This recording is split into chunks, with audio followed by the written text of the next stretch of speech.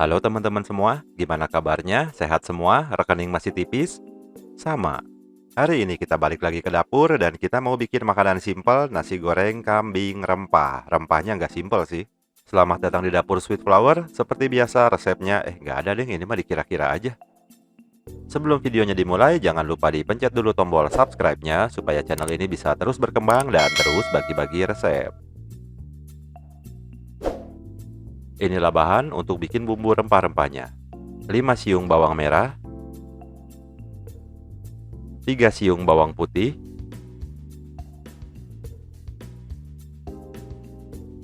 2 butir kemiri, 2 butir kapulaga, 2 butir cengkeh, dan 2 ruas jari kunyit. Sedikit biji pala, 2 buah cabai merah, kurang lebih setengah sendok lada, sekitar 1 sendok teh ketumbar. Ini adalah bumbu halus untuk bikin gulai, kurang lebih setengah sendok teh. Bumbu ini bisa ditemui di supermarket atau tempat yang ngejual bumbu racik. Dan yang terakhir, ini apa aja ya? 1 ruas jari jahe, 2 ruas jari lengkuas, lemongrass, namanya apa lemongrass? Serai, sama daun jeruk, 3 lembar. Jadi pertama-tama kita bikin bumbu halusnya dulu pakai blender. Langsung masukin aja ke dalam blender bahan-bahannya, bawang putih, bawang merah,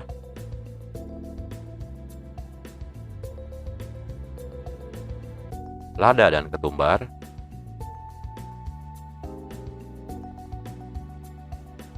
rempah-rempah gulai yang siap pakai, biji pala bubuk, cabai merah jangan lupa dipotong-potong dulu biar lebih gampang ngeblendernya.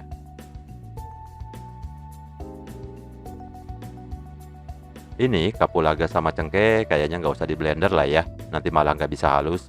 Jadi masukin kunyit sama kemiri. Nanti di kolom deskripsi bakal saya tulis mana yang di blender sama mana yang enggak.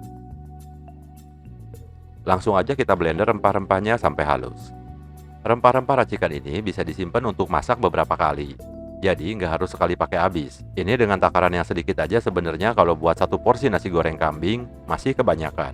Ini bisa buat 2 porsi. Dan porsinya juga porsi orang kesurupan. Kalau udah lumayan halus, berikutnya kita bisa keluarin dari blendernya. Kayak gini kira-kira hasilnya. Jadi nggak usah halus-halus banget ya. Masih agak kasar dikit sih nggak apa-apa, asal jangan kasar banget juga. Rempah-rempah racikan ini fungsinya nggak cuma buat nasi goreng aja. Kita juga bisa bikin gulai, tinggal ditambahin santan. Atau ngarang aja lah buat tumis apa kek, pasti enak kok. Ya selama ngebumbuinnya juga enak. Kecuali teman-teman punya tangan ajaib yang masak Indomie aja nggak enak. Ada orang kayak gitu? Ada. Nggak ada lah, mana ada spesies kayak gitu. Inilah hasilnya bumbu yang udah kita haluskan. Langkah berikutnya kita tinggal numis bumbu ini sampai mateng.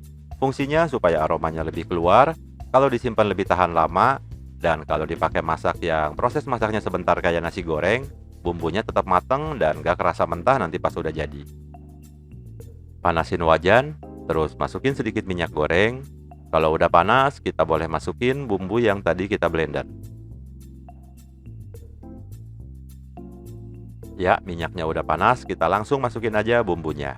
Pakai api yang paling kecil aja ya, supaya nggak angus. Aduk-aduk sebentar supaya nyatu dengan semua minyaknya. Kemudian kita masukin rempah-rempah sisanya yang tadi belum kita blender. Kapulaga dan cengkeh, jahe dan lengkuas, terakhir serai sama daun jeruk. Alasannya bumbu-bumbu ini nggak ikut di blender, soalnya kalaupun di blender tetap berserat atau malah nggak bisa halus. Berikutnya kita boleh tambahin air secukupnya, supaya nggak kering, sama supaya nggak gampang angus.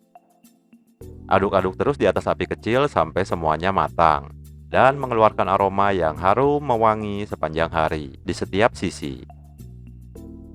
Udah mateng, kayak gini hasilnya kira-kira bumbu racik yang udah kita buat. Banyak sampahnya, jangan khawatir, nanti kita pulungin. Biarin sebentar sampai suhunya turun. Kalau udah dingin, boleh kita pindahin ke piring lain.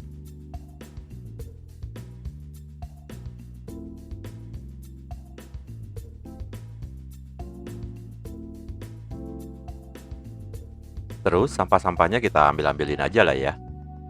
Biar nanti nggak mengganggu pas udah jadi. Nanti dikira daging, taunya pas digigit, lengkuas, kan bete ya.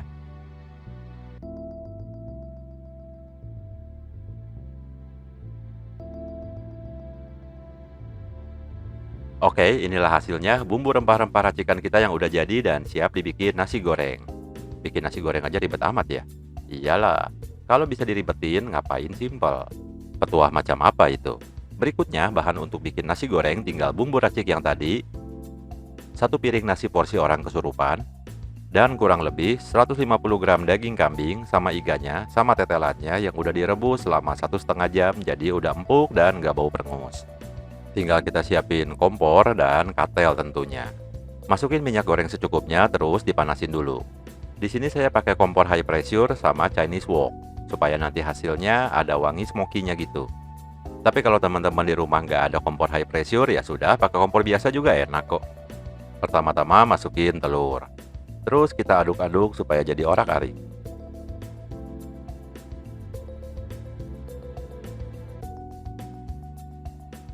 Berikutnya kita masukin bumbu racik yang tadi kurang lebih 1 sendok makan. Tuh, cuman kepake setengahnya berarti masih ada sisa buat masak-masak lagi besok. Aduk-aduk sebentar supaya nggak ngegumpal. Karena pada dasarnya bumbu ini udah mateng jadi nggak perlu terlalu lama sih. Terus kita masukin daging kambing. Sama, daging kambing ini juga udah mateng jadi asal diaduk-aduk aja sebentar. Kayak gini hasilnya kalau udah nyampur, dan berikutnya baru kita masukin nasi. Nasi yang dipakai untuk bikin nasi goreng, usahakan nasi yang udah agak kering atau nasi yang kemarin. Kalau nasi yang baru matang dari rice cooker, teksturnya terlalu pulen, terlalu lembek. Nanti pas dibikin nasi goreng, teksturnya malah bikin enek. Jadi lumayan kan, nasi yang kemarin masih kita bisa manfaatkan. Apalagi kalau sisa nasi kemarinnya banyak, terus kita bisa jualan, ya udah bikin agak banyak terus dijualin aja. Cuan, cuan. Kalau udah kecampur semua, terus nggak ada lagi nasi yang ngegumpel, kecilin apinya, terus kita masukin bumbunya. 1 sendok teh garam, 1 sendok teh kaldu bubuk,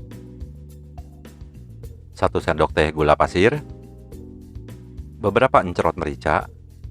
Jangan lupa seasoning paling fenomenal abad ini yaitu micin, karena kami berasal dari generasi micin. Tapi kalau nggak mau pakai micin nggak apa-apa, kita bisa pakai MSG, mushroom seasoning guys. Atau penyedap rasa jamur yang biasa disebut dengan nama totole. Jangan lupa sebagai orang Sunda yang bersahabat baik dengan cabe, cabe. Makan tanpa pedas itu bagaikan kisah cinta tanpa konflik, hambar. Yang jomblo nggak usah nyengir-nyengir, hidup kalian sudah hambar. Oke, ini dia hasilnya, udah mateng. Proses bikin nasi goreng ini nggak lama, yang lama malah bikin bumbunya. Apalagi kalau pakai kompor high pressure, masak di suhu tinggi, jangan kelamaan ya. Overcook semua. Beres, tinggal kita pindahin ke piring yang lebih layak. Pindahin, woi, malah disimpan. Ternyata porsinya lumayan jumbo. Oh iya, bagian seasoning nggak usah ngikutin 1 sendok teh kayak tadi ya. Itu mah di-adjust aja sesuai sama selera masing-masing. Jadi, setiap nambahin bumbu langsung cobain aja 1 sendok. Tambahin bumbu, cobain lagi 1 sendok. Alhasil, ketika bumbunya udah pas, nasi gorengnya juga udah habis. Jangan lupa dihias garnish dikit, terus kita tambahin acar juga. Supaya ada penyeimbang yang segar-segar buat nyeimbangin rempah-rempah yang pekat ini. Inilah hasilnya nasi goreng kambing rempah ribet, ala dapur Sweet Flower. Nasi goreng kambingnya udah jadi, mari kita cari korban. Tumben nonton drakor? Woi. Hai, Cowoknya ganteng. Cobain nasi goreng kambing rempah kainget nah. Wangi.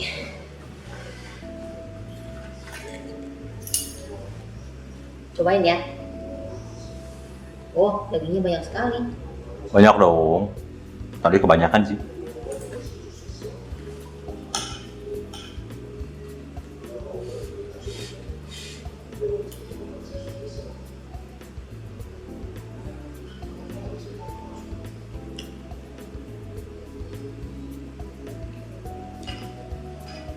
Nggak cukup.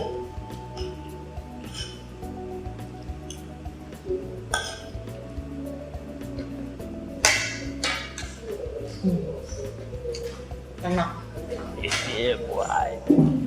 Rempahnya berasa. Dan kamunya empuk. Dan Baik. Ya dari tadi empuk soalnya udah direbus dulu 1,5 jam sampai 2 jam. Kalau banyak 1,5 jam. Kalau sedikit, salah. Kalau sedikit 1,5 jam, kalau banyak bisa sampai 2 jam. Jadi biar empuk sama nggak bau perengus.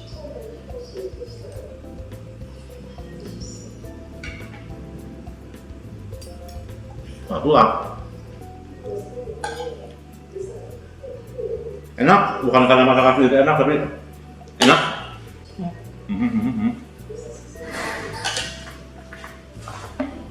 mantep.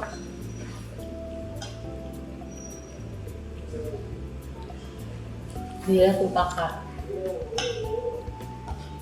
Apaan?